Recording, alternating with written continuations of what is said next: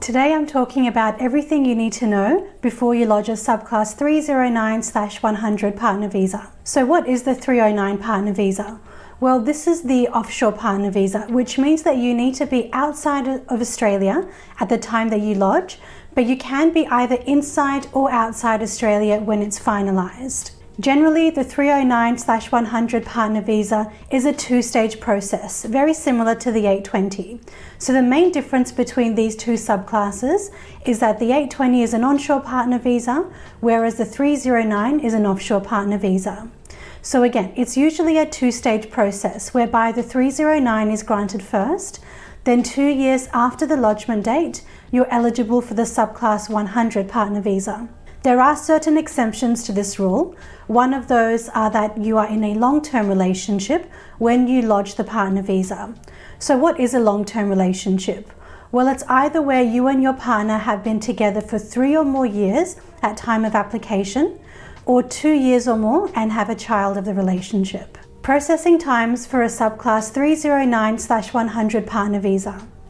So processing times can vary significantly depending on a whole range of circumstances, but there are certain things that you can do within your control to help speed up processing times.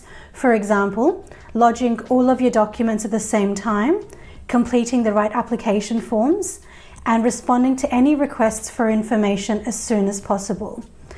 In practice, what we're seeing with relatively straightforward 309/100 partner visas is that they're taking about 8 to 10 months to process. How do you evidence your relationship for a Subclass 309/100 partner visa?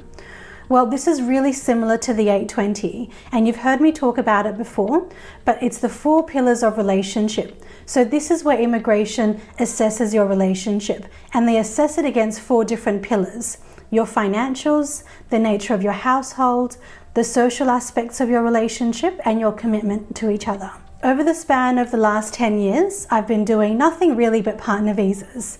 So there are some differences in the way that couples evidence their relationship for an offshore partner visa versus onshore partner visa.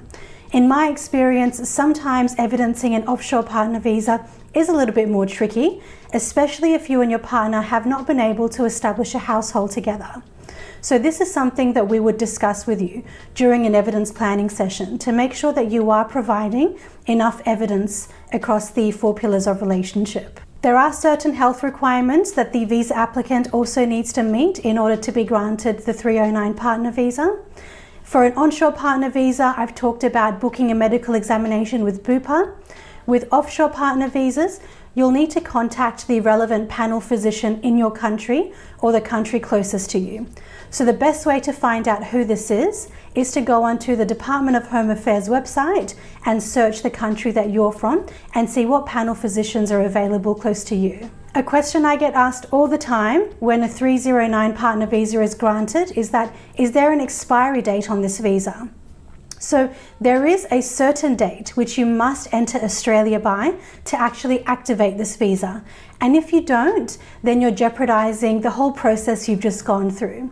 So it's really, really important that when your 309 partner visa is granted, you read that visa grant letter really, really carefully, because that's going to have a date which you must make an initial entry into Australia by. So that's just to activate the visa. Then if you want to go back offshore, you can, but as long as you've come and you've activated the visa, that's all that really matters for now. So what's next after your 309 partner visa is granted? Well, you've got the 309, which is great, and you've come on shore, you've activated the visa. 2 years after the date that you applied for the 309, you're then eligible to apply for the Subclass 100. So this is your permanent visa. This is the final step in your partner visa journey.